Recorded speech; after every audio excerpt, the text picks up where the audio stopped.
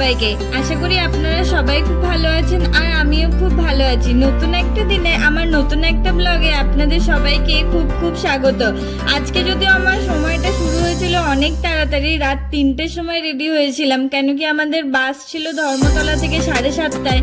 আর যথারীতি আগের ব্লগেতে আপনারা দেখেইছেন যে আমরা ট্রেনটা মিস করি, যে কারণের জন্য আমরা বোধহয় ট্রেন পাবোই না ভেবে নিয়েছিলাম। আর বাট অবশেষে আমরা দেখি হোয়ার ইজ মাই ট্রেনেতে যে একটা সুপারফাস্ট ট্রেন আছে 5টার সময়তে, যেটা 7টার মধ্যে হাওড়াতে নামাচ্ছে। শেষমেশ সেই ট্রেনটা আমরা কোনো রকমে দৌড়ে দৌড়ে পাই, এবং সেখানে তো এতটাই ভিড় ছিল ওই ট্রেনটার মধ্যে যে দাঁড়ানোর একটুও জায়গা ছিল না। আপনি যে আপনাদের জন্য একটা ক্লিপ নেবো যে খুব সুন্দর একটা প্রকৃতি, সেটাও আমি ভেবেছিলাম পাবো না। নামার কিছুক্ষণ আগে, মোটামুটি আধ ঘন্টা আগে আমি একটুখানি বসতে পেয়েছিলাম, যেটারই কিছু ক্লিপ আমি নিয়েছি আপনাদেরকে দেখাবো বলে। এই সবুজ মুহূর্তটা এতটাই সুন্দর লাগছিল যেতে যেতে, যে মনে হচ্ছিল যে ট্রেনে যাই। আর সেই ছোটোবেলাকার সামার ভ্যাকেশনের কথা মনে পড়ে গেছিল, যে এই গরমের ছুটি পড়লে এই সময়তে বাবা মা নিয়ে যেত সবাইকে ঘুরতে। আমারও সেরকমই মনে হচ্ছে বড় হয়ে, যে এই সামার ভ্যাকেশনেতে এত গরমেতে যাচ্ছিলাম ঘুরতে। কিন্তু যথারীতি ট্রেনটা আবারও লেট করেছিল। হাওড়া স্টেশনে ঢোকানোর আগে মোটামুটি 15-20 মিনিট লেট ছিল, যেটা আমাদের জন্য অনেকটাই লেট। কারণ কি ট্রেনটার টাইম ছিল 7টার সময় আর আমাদের বাসের টাইম ছিল 7:30। এই দেখতেই পাচ্ছেন কত স্লো ভাবে যাচ্ছিল। যখন গিয়ে আমরা ওলা বুক করছিলাম, ওখানেতে ওলাও বুক হচ্ছিল না। জানি না লোকেশনের ওদের কি প্রবলেম হচ্ছিল, উবেরও বুক করা হচ্ছিল, বাট সেটাতেও কোনো রকমভাবে অনেকটাই সকাল ছিল, যে কারণের জন্য জানি না কেন পাইনি। কোনোদিন এরকম হয়নি, বাট ফার্স্ট টাইম এরকম হয়েছে আমাদের সাথে। তাই সেই কারণের জন্য ট্যাক্সিওয়ালা আমাদের কাছ থেকে অনেকটাই বেশি টাকা নিয়েছে। কেন কি ওখানেতে অ্যাপ্রক্সিমেটলি উবেরের ভাড়া দেখাচ্ছিল 350 টাকা মতন। কেন কি আমরা অনেকজনা ছিলাম, সেই জন্য আমাদেরকে বড় গাড়ি করতে হয়েছিল। কিন্তু ওখানে যে ট্যাক্সিওয়ালা ছিল তারা অনেকটা বেশি টাকা নিয়েছিল আমাদের কাছ থেকে, 450 টাকা, তাও অনেক বার্গেনিং করার পর।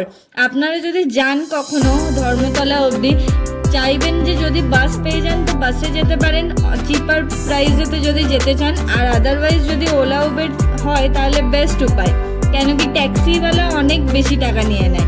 যাই হোক, কথা বলতে বলতে আমরা চলে গেছিলাম হাওড়া ব্রিজ, পেরিয়েও গেছিলাম আর অনেকটা জ্যামও পাচ্ছিলাম, ভাবছিলাম হয়তো বাসটা পাবো না। যাই হোক, তারপরেতে জ্যাম একটুখানি ক্লিয়ারও ছিল, যেহেতু সকালবেলা হয়ে গেছিলো, তাতেও অনেকটা জ্যাম ছিল। তাতেও কোনো রকমভাবে আমরা ধর্মতলা পৌঁছে যাই।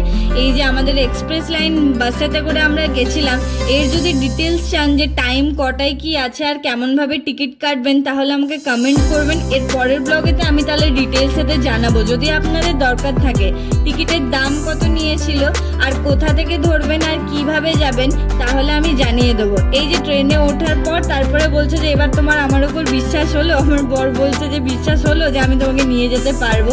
যাই হোক, বাসটা একটুও লেট ছিল না, খুবই পাঞ্চুয়াল টাইম ছিল, একটাই টাইম, সেই টাইমেতেই একদম প্রপার 7:30টাতে ছেড়েছিল।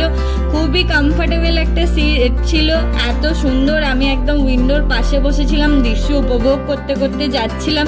কিন্তু বাইরে খুবই গরম ছিল, এতটাই গরম ছিল কি বলবো। এসি বাস যদি না হতো তাহলে হয়তো বোধহয় আমরা যেতে পারতাম না।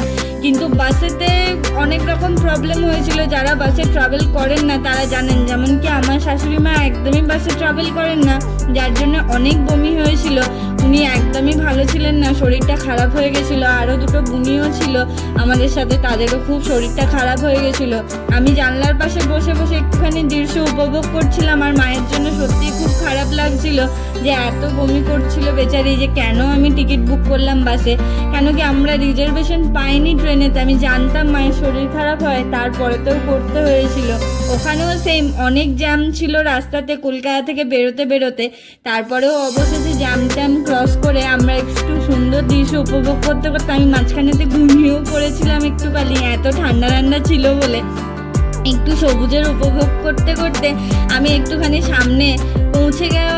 একটু আগেতেই আমি সামনে একটুখানি বসতে গেছিলাম বাসেতে, খুব ভালো লাগছিল সামনেটা। যদি এই বাসের ডিটেলস যদি চান তো আমাদেরকে বলবেন, আমি দিয়ে দেবো। আমরা বাস থেকে নেমে চলে গেছিলাম ডাইরেক্ট হোটেলেতে। টোটোওয়ালাকে বলাই ছিল ওখানেতে চেনাশোনা আছে। কোন হোটেলে গেছিলাম কি গেছিলাম সেটা জানার জন্য আমাকে বলবেন। এই ব্লগেতে আমি কিন্তু বলছি না যে আমরা কোন হোটেলে ছিলাম আর কত টাকা নিয়েছিল সেইখানেতে। আমরা পৌঁছে গিয়ে ফ্রেশ হয়ে একটু ঘুমিয়ে টুমিয়ে রেস্ট নিয়ে চলে গেছিলাম ডাইরেক্ট মার্কেটে একটুখানি চাউমিন খেতে। এই যে বুনুটা আমাকে একটু চাউমিন খাইয়ে দিচ্ছে। রাত্রেবেলায় ভেবেছিলাম একটুখানি স্যালাড খাবো, সেই জন্য একটু বাজার গেছিলাম। আর বাজারটা অনেকদিন ঘোরাও হয়নি, সেই জন্য একটুখানি দেখতেও গেছিলাম যে এখানকার সবজিগুলো কেমন আছে আর ফলগুলো কেমন আছে। আর মাছের বাজারটাও একটু গেছিলাম। এই কাকিটার কাছ থেকে আমরা প্রতিবার সবজি নিই, কেন কি আমাদেরকে অলমোস্ট অল্প অল্প জিনিস ফ্রিতে দেয়। যেমন কি ধনে পাতা একটুখানি লঙ্কা, পাতা প্লেট কিছুই আমাদের কাছে ছিল না। আর একটুখানি জলও কিনতে গেছিলাম, এতটাই গরম লাগছিল। আর এই বুনিটা সকালবেলায় দুধ খাবে, হরলিক্স খাবে বলে ও ভুলে গেছিলো ঘর থেকে গ্লাস আর চামচ আনতে, তাই কিনতে চলে গেছিলো। আমার এত গরম লাগছিল তাই একটুখানি ঠান্ডা জল কিনে খেয়েছিলাম। মায়ের শরীরটা ওই যে বললাম যে খারাপ হয়ে গেছিলো বাসে যেতে যেতে, সেই জন্য মা আজকে আমাদের সাথে বেরোয়নি। মায়ের জন্য একটুখানি ফল নিয়ে চলে গেছিলাম একটুখানি কাবাব খেতে। এখানের কাবাবটা না খুবই ভালো। দীঘায় যদি গিয়ে থাকেন তাহলে ওল্ড দীঘাতে ঢুকতেই একটা কাবাবওয়ালা বসে, সেখান থেকে একটুখানি কাবাব খেয়ে দেখতে পারেন। গরম লাগছিল তাই একটুখানি মাঝখানে গোলা খেয়ে একটু কাবাব খেয়ে চলে যাচ্ছিলাম আমরা রুমের দিকে। খাবার দাবার মোটামুটি অলমোস্ট নেওয়া হয়ে গেছিলো। আর এই দিনটা আমরা মনে হয় এখানেতেই শেষ করবো, আর কোথাও যাব না। কেন কি বর বলছিল অনেকটাই টায়ার্ড, আর মা যেহেতু বাড়িতে, সেই জন্য আজকে আর কোথাও যাব না। খাওয়া দাওয়া কমপ্লিট করে মোটামুটি এবারে শুয়ে পড়তে হবে, কেন কি নেক্সট দিন আবার তাড়াতাড়ি একটুখানি বেরোতেও হবে। আর এই জ্যাম আর বেরোচ্ছিলাম না। আপনারা ততক্ষণ অবধি খুব ভালো থাকবেন। দেখা হচ্ছে আবার নেক্সট ব্লগে। এর পার্ট আসবে সেকেন্ড পার্টেতে, কোথায় কোথায় গেছিলাম। Good night.